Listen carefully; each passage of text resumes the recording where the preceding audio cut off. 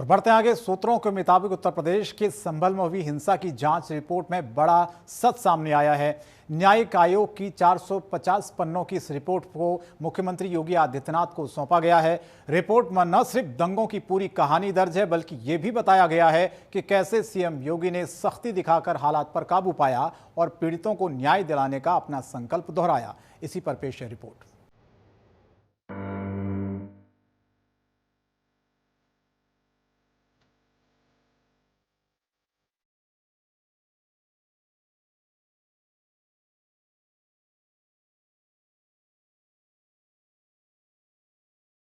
योगी सरकार की सख्ती से खुला राज। संभल दंगों पर 450 पन्नों की रिपोर्ट, सीएम योगी को सौंपी गई जांच रिपोर्ट। सूत्रों के मुताबिक यूपी के संभल में पिछले साल हुई हिंसा के मामले में गठित न्यायिक आयोग ने मुख्यमंत्री योगी आदित्यनाथ को 450 पन्नों की रिपोर्ट सौंपी है। इसमें 24 नवंबर 2024 को मस्जिद में सर्वे के दौरान हुई हिंसा और संभल के इतिहास में हुए दंगों का विवरण है। साथ ही क्षेत्र में जनसांख्यिकी बदलाव का भी उल्लेख है, जिसमें हिंदुओं की आबादी में कमी और आतंकवादी संगठनों की गतिविधियों का जिक्र है। संभल में जिस तरह से लगातार बार बार दंगे हुए और इन दंगे में बड़ी संख्या में हिंदुओं का कत्लेआम हुआ, इसकी वजह से संभल में बड़ी संख्या में हिंदुओं का पलायन हुआ है। और संभल के हिंसा को लेकर के जो रिपोर्ट आई है, उस रिपोर्ट भी इस तरह से इंगित कर रही है कि बड़ी संख्या में दंगों में हिंसा के नाते हिंदुओं को पलायन के लिए मजबूर होना पड़ा। लेकिन देश के लिए ये एक बड़ा खतरा है, क्योंकि देश में जानबूझ करके डेमोग्राफी को चेंज करने के लिए एक साजिश रची जा रही है और ये डेमोग्राफिक चेंज इस देश की इंटरनल सिक्योरिटी के लिए एक बड़ा खतरा है। 24 नवंबर 2024 को संभल की जामा मस्जिद में सर्वे के दौरान हिंसा भड़क उठी थी। देखते ही देखते आगजनी और पथराव ने शहर को दहला दिया। इस हिंसा में 4 लोगों की मौत हुई। हालात काबू से बाहर न जाएं, इसके लिए मुख्यमंत्री योगी आदित्यनाथ ने तुरंत मोर्चा संभाला और पुलिस को कठोर कदम उठाने का आदेश दिया। योगी सरकार ने महज 5 दिन बाद ही न्यायिक आयोग का गठन कर दिया, जिसमें इलाहाबाद हाई कोर्ट के retired justice Devendra Kumar Arora, retired IAS Amit Mohan और रिटायर्ड आईपीएस अरविंद कुमार जैन को शामिल किया गया। देखिए, वसीम बरेलवी जी की 2 पंक्तियां हैं कि फैसला लिखा रखा हुआ है पहले से खिलाफ, आप क्या खाक सफाई देंगे। तो भारतीय जनता पार्टी की सरकार में संभल हिंसा को लेकर एक गोपनीय रिपोर्ट माननीय मुख्यमंत्री जी को सौंपी गई। उस क्या लिखा हुआ है, ये उस कमेटी के हेड मीडिया के सामने चर्चा करते हैं, लेकिन वो रिपोर्ट गोपनीय है।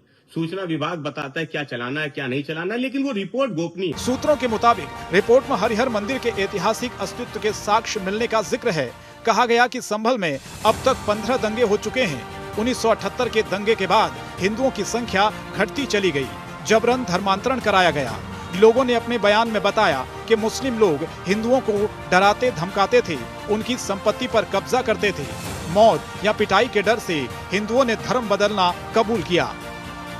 संभल में अभी भी सैकड़ों की संख्या में हिंदुओं की संपत्तियां हैं, लेकिन उनके मालिक हिंदू वहां आते जाते नहीं हैं। नतीजतन कुछ पर लोगों ने कब्जा कर लिया। 450 पन्नों में संभल हिंसा और इतिहास का विश्लेषण, जनसांख्यिकी बदलाव का पूरा विवरण, कानून व्यवस्था पर सरकार की सख्ती का असर।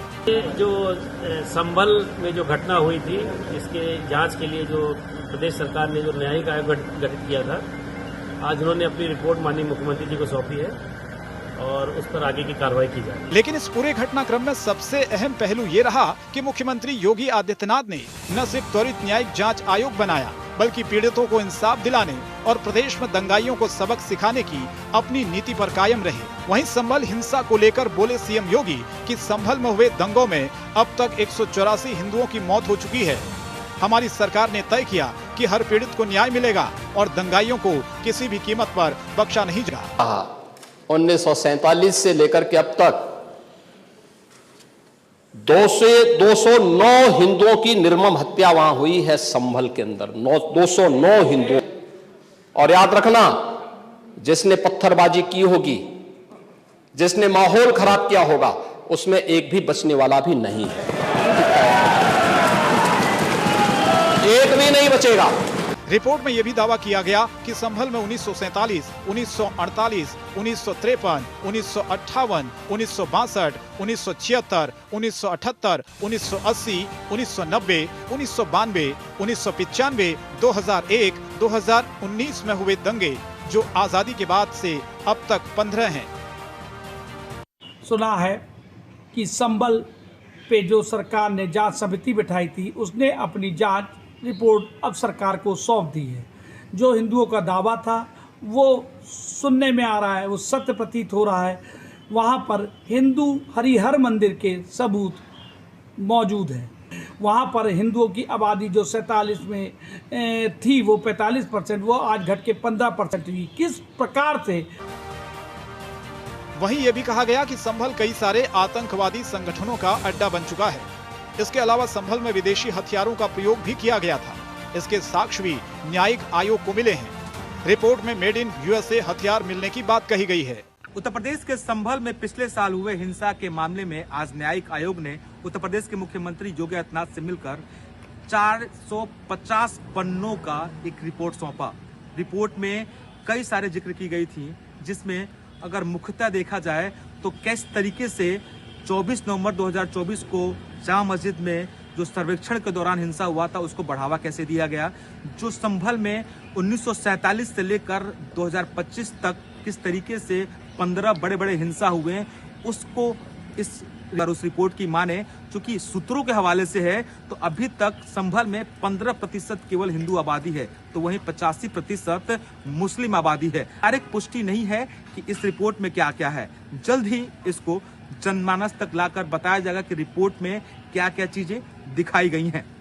कैमरामैन पवन विश्वकर्मा के साथ नंदन श्रीवास्तव, जनतन टीवी, लखनऊ। संभल हिंसा पर आई ये रिपोर्ट दिखाती है कि यूपी में कानून के ऊपर कोई नहीं, चाहे दंगाई हो, धर्मांतरण कराने वाले हों या आतंकी संगठन। सीएम योगी आदित्यनाथ की सख्त कानून व्यवस्था ने साबित कर दिया कि यूपी में गुंडागर्दी की कोई जगह नहीं है।